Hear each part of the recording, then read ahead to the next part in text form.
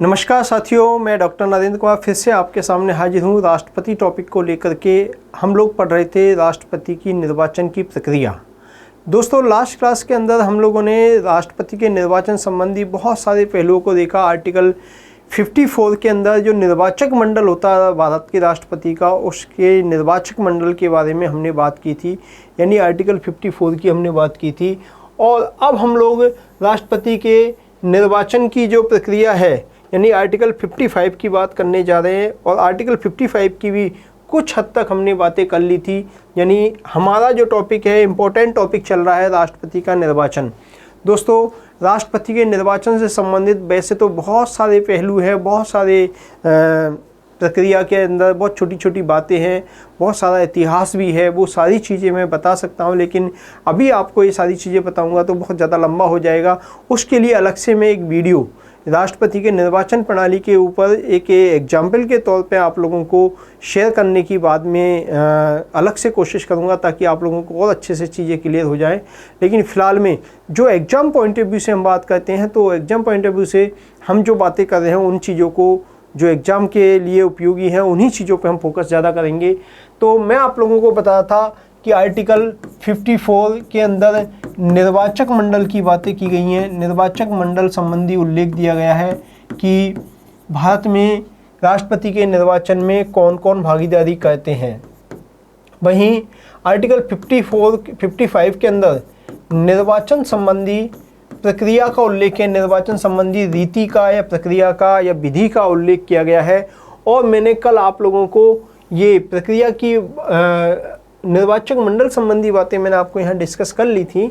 अब हम लोग जो बात करने जा रहे थे वो थी आर्टिकल 55, जिसमें निर्वाचन प्रक्रिया के संबंध में उल्लेख करना था। निर्वाचन प्रक्रिया में मैंने आपको बताया था कि यहाँ सकल आनुपातिक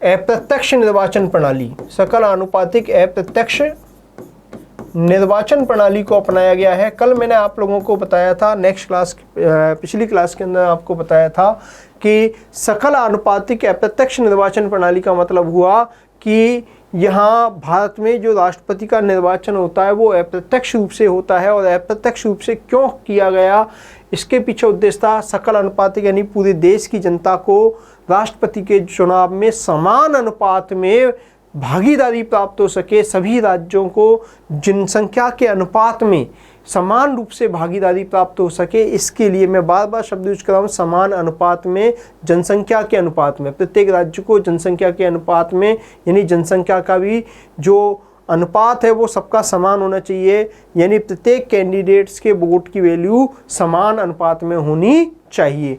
तो यहाँ पर इस चीज़ को फॉलो करने के लिए अप्रत्यक्ष निर्वाचन प्रणाली को अपनाया गया था। यहाँ पर राष्ट्रपति के चुनाव में प्रत्यक्ष निर्वाचन प्रणाली नहीं है।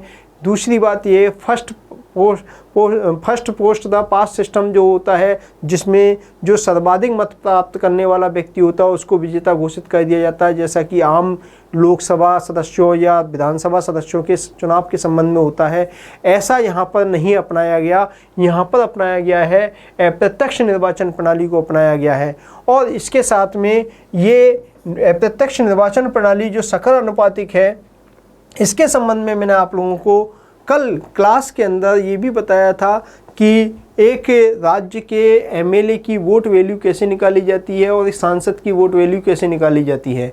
दोस्तों, एमएलए, सारे के सारे एमएलए जो हैं पूरे देश में, जितने भी एमएलए हैं, उन एमएलए की सारी वोट वैल्यू जो है वो उसका टोटल, और देश में राज्यसभा लोकसभा के जो भी निर्वाचित सदस्य हैं, जो एमपी हैं, उन एमपीज की वोट वैल्यू का अनुपात हमेशा समान ही आएगा। जो वैल्यू आएगी एमपीज के वोटों की वैल्यू और एमएलएज के वोट की वैल्यू वो समान आएगी, क्योंकि ये एमपी जो है पूरे देश की समान जनसंख्या पर, जो देश की टोटल जनसंख्या उसका ही प्रतिनिधित्व एमपी कहते हैं, और उसी का प्रतिनिधित्व कौन कहते हैं, एमएलए कहते हैं, उसी जनसंख्या का। तो ये तय है कि जो अमाउंट, जो आंकड़ा, जो तथ्य, जो भी फैक्ट यहाँ निकल के आएगा, जो भी आंकड़ा निकल के आएगा एमएलएज की वोट वैल्यू का, वो किसके बराबर होगा, वो एमपी की वोट वैल्यू के बराबरी होगा, लगभग समान होगा। ये बात अलग है कि थोड़ा सा डिफरेंस, कोई परसेंटेज में, पॉइंटों में कोई डिफरेंस आए तो उसको बराबर करने के लिए लगभग आसपास आंकड़े में चेंज किया जा सकता है, जिसको पूर्ण संख्याओं में लाने के लिए ऐसा किया जाता है, वो एक अलग बात है। लेकिन ओवरऑल एमपीज के और एमएलएज के वोट वैल्यू जो है, टोटल वोट वैल्यू समान आएगी, समान अनुपात में या समान मात्रा में ही आएगी, समान आंकड़े, लगभग समान आंकड़े यहाँ पर उपस्थित होंगे।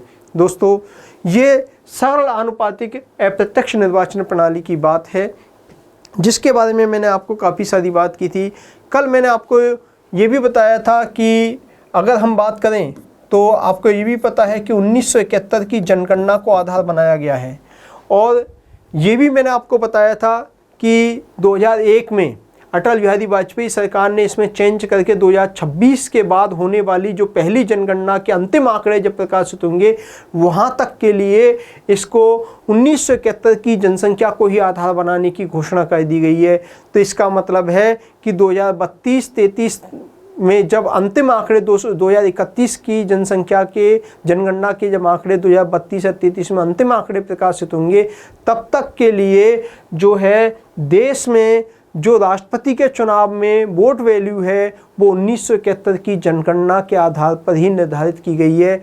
हम बात कर रहे थे दोस्तों 1971 की जनगणना के आधार पर राजस्थान के अंतर्गत जो वोट वैल्यू है वो 129 है, और वहीं राजस्थान के अलावा सर्वाधिक जो है वो वोट वैल्यू किसकी है, यूपी की है, जो कि कितनी है, 208 है। और सबसे कम अगर हम बात करें तो सिक्किम की वोट वैल्यू है, जो कि आपको पता है क्या है, 7 है, 7। इसके अलावा तमिलनाडु, महाराष्ट्र वगैरह की लगभग 176 है, और भी कुछ राज्य हैं जिनकी 8 वैल्यू है। ऐसे करके अलग अलग राज्यों की अलग अलग वैल्यू, वोट वैल्यू है। लेकिन ये ध्यान रखना दोस्तों, ये जो वोट वैल्यू है 1971 की जनगणना के आधार पर ही निकाली गई है। 1971 की जनगणना जो यूपी में थी, आप सोचिए कि यूपी में यूपी के एक एमएलए की वोट वैल्यू जो है 208 है, ये तो 1971 की जनगणना के आधार पर है। मैं कहता हूं कि अगर अभी वास्तविक जनगणना, जो लेटेस्ट जनगणना हम लोग देख लें, वर्तमान जो जनसंख्या है उसकी जनसंख्या के आधार पर अगर किया जाए तो ये संख्या पता नहीं कितना हज़ार हो जाएगी। ये हम अंदाज़ा लगा सकते हैं कि बहुत ज़्यादा जनसंख्या पहले की तुलना में चेंज हो चुकी है। लेकिन अभी भी आधार इसी को बनाया गया, इसलिए हम इन्हीं आंकड़ों को लेकर के चलते हैं राष्ट्रपति के चुनाव के अंदर।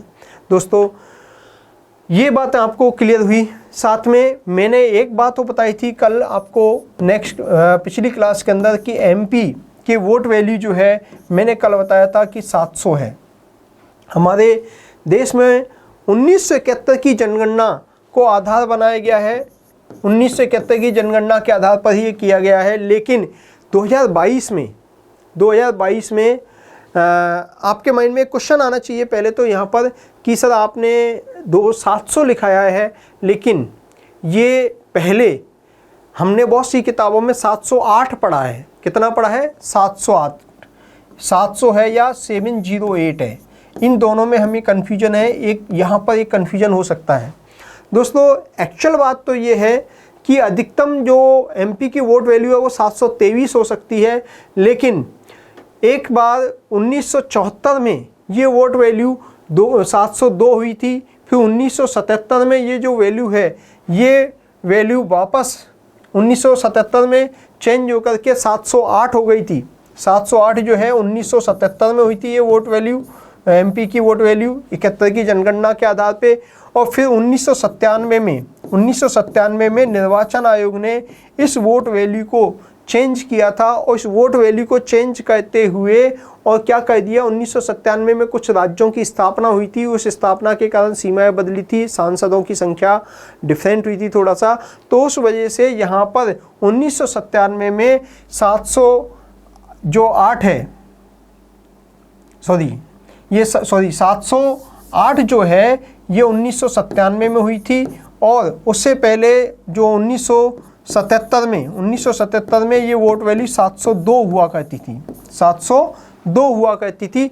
702 1977 में वोट वैल्यू होती थी, इसमें चेंज किया, 708 हो गई थी 1997 में, और ये तब से 708 चली आ रही थी। लेकिन अभी हाल ही में जो 2022 में राष्ट्रपति के चुनाव हुए हैं, उस चुनाव में जो भारत के निर्वाचन आयुक्त हैं राजीव कुमार, उन्होंने 2022 में प्रेस कॉन्फ्रेंस करके ये कहा कि अब एमपी की वोट वैल्यू, चूँकि जम्मू कश्मीर का वापस रिस्ट्रक्चरिंग हुई है, जम्मू कश्मीर को वापस चेंज किया है, केंद्र शासित प्रदेश का दर्जा दिया, तो उसके कारण 708 की जगह पर वोट वैल्यू, एमपी के वोट वैल्यू रिड्यूस होकर के 700 रह गई है। तो मैंने ये पॉइंट वापस से आपको इसलिए वापस रिकॉल कराया है कि वर्तमान में खुद निर्वाचन आयोग ने प्रेस कॉन्फ्रेंस करके बताया है कि अब वर्तमान में 2022 के अंदर ये घोषणा की है कि भारत में एक एमपी की वोट वैल्यू 708 न होकर के अब वर्तमान में कितनी है, 700 या 700 है। तो आप लोगों के माइंड में ये क्वेश्चन नहीं आना चाहिए। आप इस चीज़ को प्रूफ के रूप में गूगल कर सकते हैं। आप लोग टाइम्स ऑफ इंडिया और समय के जो पेपर हैं उनमें जो प्रेस कॉन्फ्रेंस है, उस प्रेस कॉन्फ्रेंस की जो रिलीज है, प्रेस रिलीज है, उनके डॉक्यूमेंट्स पढ़ सकते हैं। भारतीय निर्वाचन आयोग की जो साइट है उस पर भी इसका उल्लेख किया गया है, उनके बारे में भी वहाँ से इसको आप अपडेट कर सकते हैं, इस चीज़ को आप कन्फर्म कर सकते हैं। मैंने वहीं से कन्फर्म करके ये बात आपको बताई है। दोस्तों, ये जो प्रक्रिया है इसमें वोट वैल्यू की बात है। हालांकि मैं आपको अलग से जब कभी वीडियो होगा तो उसमें एक एक जो आंकड़े हैं, कितनी तो टोटल भारत के जितने भी एमएलएज हैं उन एमएलएज के संख्या कितनी है, उनकी वोट वैल्यू क्या है और इनकी वोट वैल्यू कैसे निकलेगी, वो सारी चीज़ें हम अलग से एक एग्जाम्पल लेकर के वीडियो में बात करेंगे। लेकिन वो उतना डीप या उतना डिटेल में जाना आपके लिए ज़्यादा यूज़फुल नहीं है। फिलहाल में आप एग्जाम ओरिएंटेड पढ़ रहे हैं तो एग्जाम ओरिएंटेड इतनी बातें अगर आप लोग याद कर लेते हैं तो इनसे भी आप काफ़ी हद तक क्वेश्चंस को सॉल्व कर पाएंगे। दोस्तों, अब जो हम बात कर रहे थे कि सकल आनुपातिक अप्रत्यक्ष निर्वाचन प्रणाली के साथ साथ एक और प्रक्रिया यहाँ अपनाई जाती है, और वो प्रक्रिया क्या है दोस्तों, वो है एकल हस्तांतरणीय निर्वाचन प्रणाली। एकल हस्तांतरणीय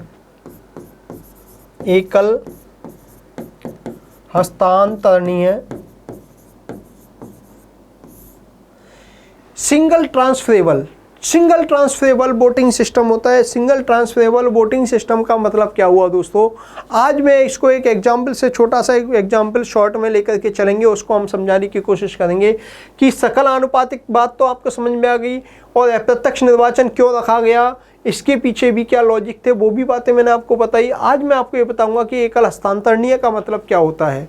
दोस्तों, एकल हस्तांतरणीय, सकल आनुपातिक एकल हस्तांतरणीय प्रणाली का मतलब ये है कि सबसे पहली बात तो आपको पता है कि राष्ट्रपति के चुनाव में कोई भी व्यक्ति भागीदारी कर सकता है, बशर्ते कि वो मूलभूत शर्तें जो राष्ट्रपति उपराष्ट्रपति निर्वाचन संबंधी जो अधिनियम है 1952 का, उस अधिनियम के प्रावधानों को पूरा करता हो। और 1997 में इस अधिनियम में एक चेंज किया गया था, और चेंज ये किया गया, जो 2500 रुपये जमानत राशि हुआ करती थी उसको बढ़ा करके 15,000 रुपये कर दिया गया। 15,000 रुपये जमानत राशि रहेगी।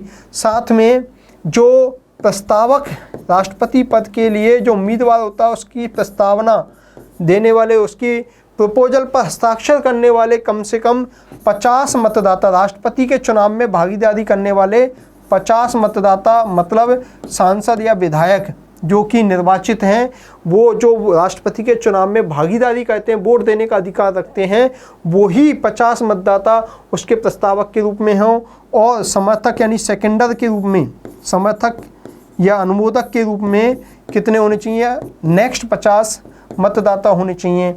यानी 50-50 मतदाता अगर दोनों में हैं, यानी 100 मतदाताओं को आप पूरे देश में जानते हैं, तो आप राष्ट्रपति के लिए नॉमिनेशन कर सकते हैं। साथियों, माना कि चुनाव के अंदर जितने भी कैंडिडेट होते हैं उनकी चुनाव की प्रक्रिया कैसे होती है, हम एक एग्जाम्पल लेके चल रहे हैं कि माना कि 4 कैंडिडेट चुनाव में खड़े हुए, चुनाव में 4 कैंडिडेटों ने अपने फॉर्म अप्लाई किए और 4 कैंडिडेटों ने फॉर्म अप्लाई किए। तो यहाँ पर जो चुनाव होता है, माना कि ए व्यक्ति, ये बी व्यक्ति, ये सी व्यक्ति और ये डी व्यक्ति, ये 4 व्यक्ति हैं। 4 व्यक्ति जो हैं चुनावों में खड़े हुए। मैं समझाने के लिए आपको बता रहा हूँ दोस्तों, यहाँ हम मतदाता का नाम लिख लेते हैं, मतदाता।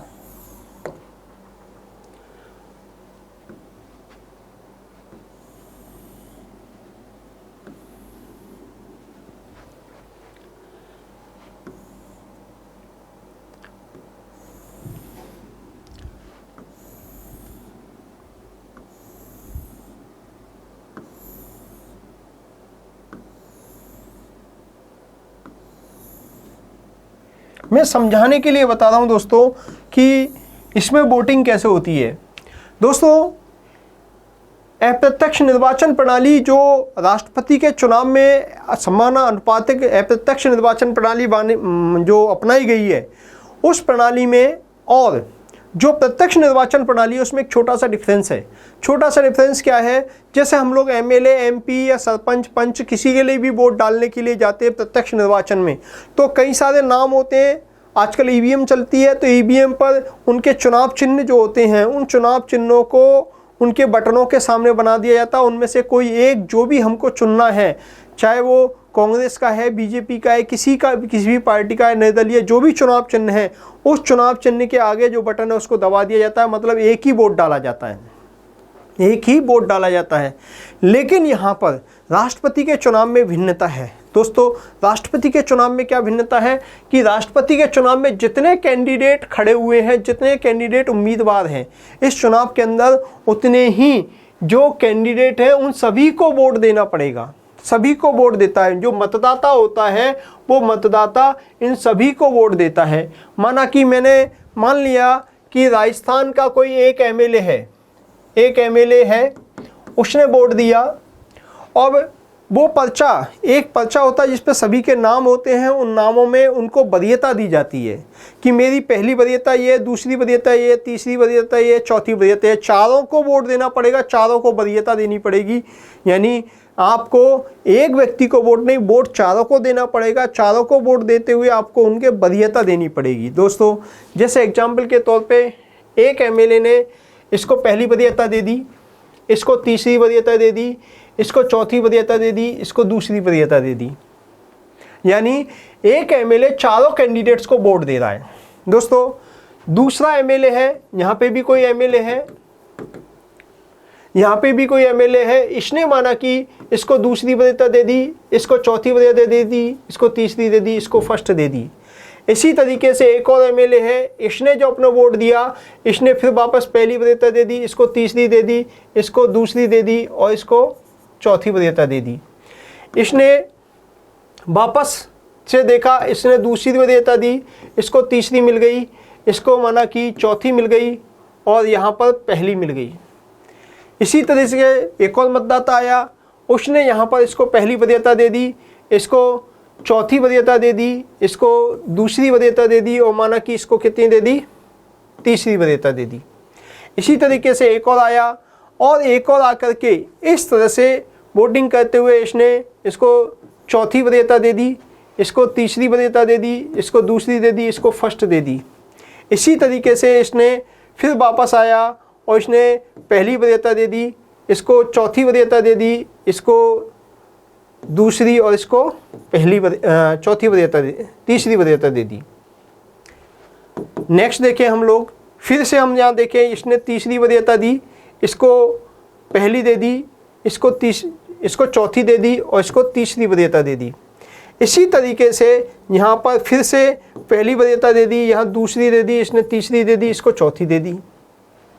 ऐसे करके सभी लोग अपने अपने पर्चे के अंदर अपना अपना जो एक पर्चा होता है, उस पर्चे में सभी के नाम लिखे होते हैं। नामों के आगे उनको वरीयता देनी होती है। फिर वो वरीयता बोल्ड करके और वो बॉक्स में डाल दी जाती है और वहाँ संसद के अंदर ही ये अलग अलग जो सेंटर होते हैं, अलग अलग जैसे संसद सदस्य हैं तो वो दिल्ली के अंदर, या विधानसभाओं के सदस्य हैं तो उनको विधानसभाओं के अंदर यहाँ पर चुनाव करवा लिया जाता है, या कई बार उनको वहाँ भी बुलाया जा सकता है।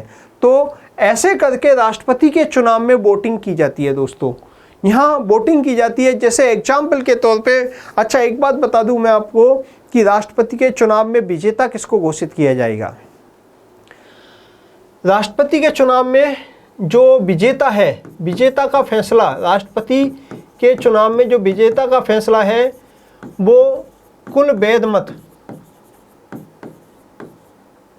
कुल वैध मतों की संख्या अपॉन 1+1 या फिर 2, कुछ भी कह लीजिए, हम सीधे भी 2 लिख सकते हैं, 2+1 मतलब टोटल डाले गए वैध मतों का, टोटल डाले गए वैध मतों का 50% से एक ज़्यादा, यानी न्यूनतम कोटा जिसको प्राप्त होगा वो ही राष्ट्रपति के चुनाव में विजेता घोषित किया जाएगा।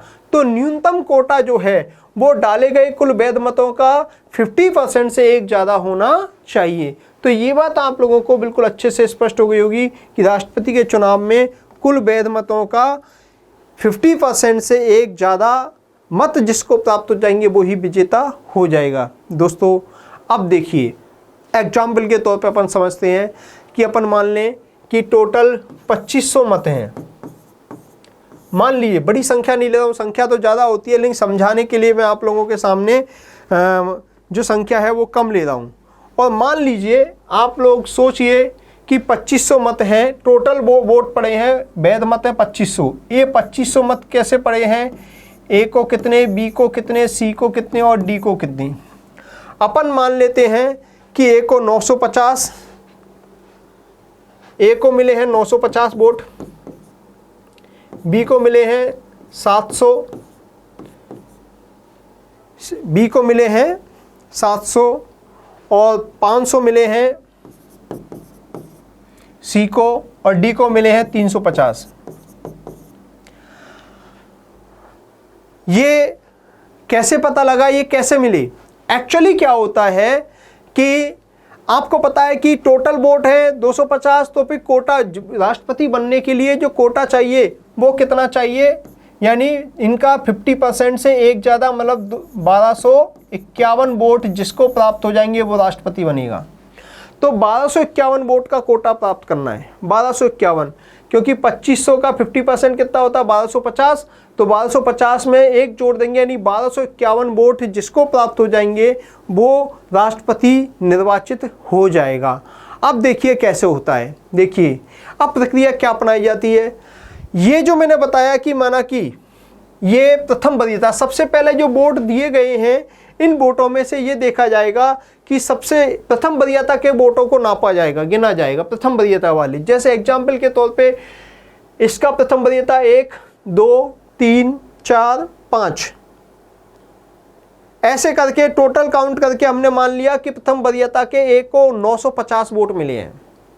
बी के गिने, बी के प्रथम वरीयता का यहाँ पर एक ही है, अपन गिन करके अपन मान लेते हैं कि ये वोट 700 हैं। ओवरऑल सारी की सारी अपन सारे लिख नहीं सकते, तो माना कि 700 वोट इसको मिले हैं। वहीं सी को जो वोट मिले हैं, सी को प्रथम वरीयता का यहाँ तो एक भी वोट दिखाई नहीं दे रहा है, लेकिन हो सकता है आगे वोट मिले हैं और आगे मिलकर के 500 वोट जो है सी को मिले हैं, और प्रथम वरीयता के ही गिन रहे हम केवल। फिर डी को हम गिनेंगे तो डी के भी प्रथम वरीयता के 1, 2, 3 इस तरह से हम वोट गिने तो 350 वोट जो हैं, 350 वोट माना कि किसको मिले हैं, डी को मिले हैं। अब ये तय है, आप लोगों ने देखा प्रथम वरीयता के वोटों की गिनती होती है। पहले सबसे पहले प्रथम वरीयता के वोटों की गिनती होती है। प्रथम वरीयता के जो वोट हैं इन वोटों में 950 वोट, कितने 950 ए को मिले हैं, बी को मिले हैं प्रथम वरीयता के 700, सी को मिले हैं 500 और डी को मिले हैं 350। दोस्तों ये एक भी आंकड़ा जो है 1250 तक नहीं पहुंचा, 1251 तक नहीं पहुंचा। इसका मतलब है कि प्रथम मतगणना जो प्रथम वरीयता के मत हैं उनके आधार पर ये राष्ट्रपति के चुनाव का फैसला नहीं हो पा रहा। कोई भी सदस्य जो है राष्ट्रपति का कैंडिडेट इस कोटे को प्राप्त नहीं कर पा रहा, 1251 वोट प्राप्त नहीं कर पा रहा है। इसका मतलब क्या हुआ कि अब दूसरे दौर की द्वितीय दौर की मतगणना होगी, जिसको हम द्वितीय दौर की मतगणना कहते हैं। यह द्वितीय वरीयता के मतों के आधार पर अब फैसला किया जाएगा कि राष्ट्रपति कौन बनेगा। अब इसके लिए क्या कहते हैं दोस्तों, सबसे पहले तो ये देखते हैं कि सबसे कम प्रथम वरीयता के सबसे कम वोट किसको मिले हैं। आप देखिए 950 मिले ए को प्रथम वरीयता के मत, बी को मिले 700, सी को मिले 500 और डी को मिले 350। इसका मतलब ये हुआ कि प्रथम वरीयता के सबसे कम मत किसको मिले हैं, डी को मिले हैं, डी को मिले हैं। तो इस डी कैंडिडेट को अपन ने बाहर कर दिया, ये रेस से बाहर हो गया, यानी सबसे कम प्रथम वरीयता के वोट मिले हैं, तो सबसे कम प्रथम वरीयता के वोट प्राप्त करने वाले कैंडिडेट डी को हमने बाहर कर दिया। बाहर करने के पश्चात अब हम डी के जो प्रथम वरीयता वाले जो वोट हैं, इन 350 जो वोट हैं जिनमें प्रथम वरीयता दे रखी है, इन 300 इन वालों को अब इनके साथ में हम इस लाइन में ये देखेंगे कि द्वितीय वरीयता डी के प्रथम वरीयता वाले जो वोट हैं, इन्होंने द्वितीय वरीयता किसको दे रखी है। जैसे एग्जाम्पल के तौर पे प्रथम वरीयता का ये है, ये तो बाहर हो गया है, तो लड़ेगा ही नहीं, चुनाव ही नहीं लड़ेगा, मतलब ये तो कैंडिडेट हो ही नहीं सकता, अभी ख़त्म कर दिया, इसकी उम्मीदवारी समाप्त हो गई। लेकिन इसके प्रथम वरीयता के जो 350 वोट हैं, इन 350 वोट जो प्रथम वरीयता के इसको मिले हैं, इनमें अब ये देखा जाएगा कि द्वितीय वरीयता के वोट किन किन को दिए हैं। मतलब प्रथम वरीयता वाले कैंडिडेट जिन्होंने प्रथम वरीयता डी को दी है, उन्होंने द्वितीय वरीयता किसको दी गई है। तो अब द्वितीय वरीयता के वोट जो हैं, इस तरह से इनकी यहाँ पर तीनों में देखा जाएगा, और तीनों में देख करके जो द्वितीय वरीयता के वोट हैं, उन द्वितीय वरीयता के वोटों को कैंडिडेटों के साथ में जोड़ दिया जाएगा। दोस्तों, जैसे अपन मान लें ए को 50 वोट मिले, ए को द्वितीय वरीयता के वोट कितने मिले 50, बी को माना कि 100 मिले, बी को द्वितीय वरीयता के वोट कितने मिले 100, बी को 100 मिले,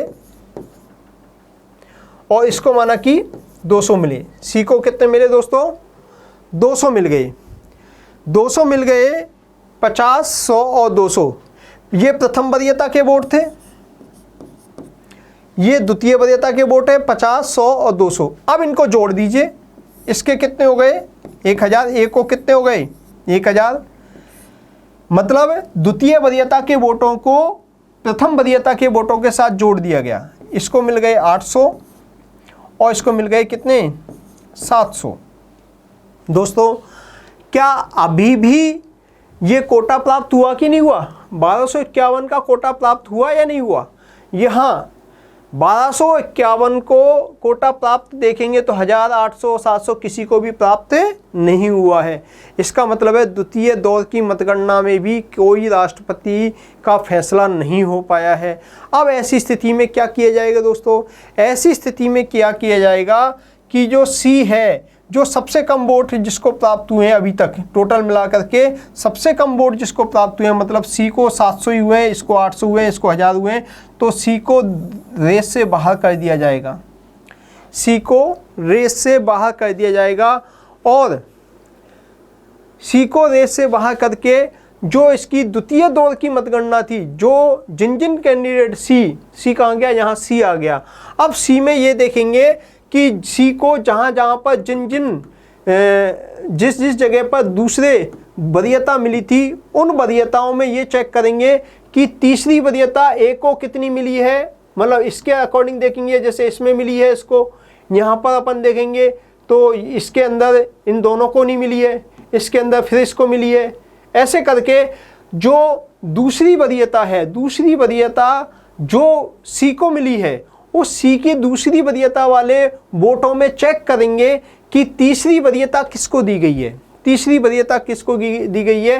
तो तीसरी वरीयता चेक करेंगे, और तीसरी वरीयता ए और बी के आधार पे चेक करके पता लगाएंगे कि ए को तीसरी वरीयता कितनी वोट मिले और बी को तीसरी वरीयता के कितने वोट मिले। तो यहाँ पर दोस्तों, जैसे एग्जाम्पल के तौर पे अपन बात कर लें कि तीसरी वरीयता के जो वोट हैं उनमें ए को 200 और बी को 500 मिले। माना कि एग्जाम्पल के तौर पर अपन मान लेते हैं कि तीसरी वरीयता के वोट जो हैं ए को 200 मिले और इसको मिल गए कितने 500 वोट मिल गए, इसको 500 वोट। यानी यहाँ जो इसको दूसरी वरीयता थी, इन दूसरी वरीयताओं वाले मतपत्रों में जो तीसरी वरीयता किन किन को दी गई है, बी को तीसरी वरीयता कितने वोटों में मिली है, कितने मतपत्रों में मिली है, और कितने मतपत्रों में यहाँ ए को तीसरी वरीयता प्राप्त हुई है, उन संख्या को गिन करके यहाँ पर ऐड कर दिया जाएगा। तो पहली या दूसरी दौर की जो मतगणना है उसके तहत जो हुए थे 1000 वोट, इस 1000 वोट में तीसरे दौर की मतगणना हुई, तीसरी वरीयता वाले मतों को भी यहाँ शामिल कर लिया जाएगा और यहाँ मिलाकर के ये संख्या कितनी हो गई, 1000 में 200 मिलाए तो 1200 हो गई, 1200। और वहीं जो 800 पहले थे, 800 में 500 जोड़ दिए तो ये कितने हो गए, 1300 हो गए। दोस्तों यहाँ पर आप नोट करेंगे कि जो पहले दौर की मतगणना में सबसे ज़्यादा वोट प्राप्त करने वाला था वो व्यक्ति 1200 वोट पे रह गया, यानी दूसरे दौर में भी सबसे ऊपर चल रहा था वो 1200 पे रह गया, और तीसरे दौर की मतगणना के अंदर जो पीछे चल रहा था, दूसरे नंबर पे चल रहा था, वो व्यक्ति 1300 वोट प्राप्त करके, और ये भी जो है ये 1251 के जादुई आंकड़े को पार कर गया और ये राष्ट्रपति निर्वाचित हो गया। आगे चुनाव की प्रक्रिया बंद हो जाएगी दोस्तों, आगे चुनाव की प्रक्रिया बंद हो जाएगी। इस प्रकार से जो है राष्ट्रपति के निर्वाचन की प्रक्रिया होती है। यहाँ पर मैंने आपको कहा एकल हस्तांतरणीय प्रणाली, single transferable vote system, single transferable vote system यही है कि सबसे कम वोट जिसको प्राप्त हुए हैं उसको हटा दिया, उसके वोटों को ट्रांसफ़र कर दिया इनके साथ में। जैसे इनको पहली वरीयता वाले जो वोट हैं उनकी सेकंड वरीयताओं को इनके साथ में जोड़ दिया, तो इसके वोट जो है इधर ट्रांसफ़र कर दिए, ये भी हट गया, फिर इसके वोटों को इधर ट्रांसफ़र कर दिया। मतलब एकल हस्तांतरणीय शासन निर्वाचन प्रणाली कहा जाता है। इसी को हम कहते हैं एकल हस्तांतरणीय निर्वाचन प्रणाली। मैं समझता हूँ कि आप लोगों को समान अनुपातिक और एकल हस्तांतरणीय निर्वाचन प्रणाली की बात समझ में आ गई होगी। एक जटिल प्रक्रिया है, थोड़ी सी मुश्किल है, दिमाग लगाने की प्रक्रिया है। मैंने आपको ये आंकड़े के माध्यम से, वोटिंग सिस्टम के माध्यम से आपको एक सिंपल एग्जाम्पल से इसको समझाने की कोशिश की है। ये बात आप लोगों को समझ में आ गई होगी। दोस्तों इस प्रकार से राष्ट्रपति का चुनाव होता है और राष्ट्रपति की निर्वाचन की प्रक्रिया जो है, जैसा कि मैंने बताया था, सकल आनुपातिक अप्रत्यक्ष निर्वाचन प्रणाली, इसमें भी स्पेशल टाइप कौन सा है, एकल हस्तांतरणीय सिंगल ट्रांसफरेबल वोटिंग सिस्टम होता है। और सिंगल ट्रांसफरेबल वोटिंग सिस्टम जो होता है उसके तहत राष्ट्रपति निर्वाचित होता है। अब तक हमारे देश के अंदर द्वितीय दौर की मतगणना या द्वितीय वरीयता वाले मतपत्रों के आधार पर एकमात्र राष्ट्रपति को निर्वाचित किया गया, और वो निर्वाचित किया गया था 1969 में बीबी गिरी साहब को। किसको? बीबी गिरी साहब को, नीलम संजीव रेड्डी साहब को हराया था जिसमें, और बाद में नीलम संजीव रेड्डी साहब जो बाद में 77 में के आसपास जब वो राष्ट्रपति बने थे तो उस समय वो निर्विरोध निर्वाचित हुए थे। तो वो एक फैक्चुअल इन्फॉर्मेशन है, अन्य तथ्यों के साथ में मैं वो फैक्चुअल इन्फॉर्मेशन सारी आपको बता दूंगा। दोस्तों मैं समझता हूँ कि आप लोगों को ये बात अच्छे से क्लियर हुई होगी कि एकल अनुपातिक या सकल अनुपातिक अप्रत्यक्ष निर्वाचन प्रणाली क्या होती है, एकल हस्तांतरणीय निर्वाचन प्रणाली क्या होती है। दोस्तों यहाँ पर आप लोगों को जो राष्ट्रपति के निर्वाचन की प्रक्रिया है, जो मैंने कल आप लोगों को कुछ बताई थी, उसका कुछ पार्ट यहाँ रह गया था, वो यहाँ कंप्लीट होता है। ये प्रक्रिया आप लोगों को शायद समझ में आई होगी। इस वीडियो को आप लोग बड़े ध्यान से, गौर से, बड़े अच्छे से बार बार देखना, अच्छे से समझना दोस्तों। और कोई दिक्कत आए तो कोई भी कमेंट आप लोग करें। आप लोगों की जो प्रॉब्लम क्लासेज होगी उस प्रॉब्लम क्लासेज में हम लोग इस पर चर्चा कर लेंगे, बात कर लेंगे। तो मैंने कुछ फैक्चुअल इन्फॉर्मेशन भी इसके अंदर दी है, कोई अपडेट होगा तो समय के समय पर मैं आप लोगों को वो अपडेट भी कंप्लीट करवा दूंगा। दोस्तों यहाँ पर राष्ट्रपति के निर्वाचन संबंधी जो प्रक्रिया है, जो निर्वाचन संबंधी बात जो मैंने आपको बताई थी, ये निर्वाचन संबंधी बात यहाँ पे कंप्लीट होती है। और होने को तो बहुत सारी बातें, इसका कंपैरिजन हम जो है अमेरिका के राष्ट्रपति के निर्वाचन प्रणाली से भी कर सकते हैं, लेकिन वो मैं एक अलग वीडियो, उसके लिए मैं बार बार कह रहा हूँ इसके लिए, क्योंकि अलग से टाइम प्रॉपरली इसी पर राष्ट्रपति के निर्वाचन की प्रक्रिया पे ही हम लोग एक एक फैक्ट पे, एक एक बारीकी पे और भी गहराई से और अमेरिका से तुलना करके जब हम पढ़ेंगे तो लगभग मैं मानता हूँ कि 4-5 घंटे का टाइम अकेले राष्ट्रपति के चुनाव को समझाने के लिए चाहिए, कंपैरिजन करने के लिए चाहिए। संविधान के अन्य पहलू, आर्टिकल 371 संबंधी उल्लेख भी, जम्मू कश्मीर के अभी संघ शासित प्रदेश बनने से क्या प्रभाव पड़ा, उन सारे पहलुओं को समझाने के लिए वो सारी बातें ज़रूरी हैं। उसको एक एग्जाम्पल से हम लोग अलग वीडियो में जो कि एक क्योरीज को दूर करने के लिए होगा। मेरे हिसाब से एग्ज़ाम ओरिएंटेड हम बात करें तो काफ़ी हद तक चीज़ें मैंने आपको यहाँ पे डिस्क्राइब कर दी हैं, समझा दी गई हैं। दोस्तों मैं समझता हूँ कि ये राष्ट्रपति की निर्वाचन प्रणाली आपको अच्छे से समझ में आ गई होगी। नेक्स्ट क्लास के अंदर हम लोग नेक्स्ट टॉपिक लेके आएंगे, राष्ट्रपति की शपथ की चर्चा करेंगे। राष्ट्रपति की शपथ से क्वेश्चन एग्जाम के अंदर पूछा जाता है। इसकी शपथ के बाद वेतन भत्ते वगैरह के बारे में बात करेंगे। अन्य टॉपिक्स को हम लोग नेक्स्ट क्लास के अंदर लेंगे। तो तब तक के लिए धन्यवाद, नमस्कार।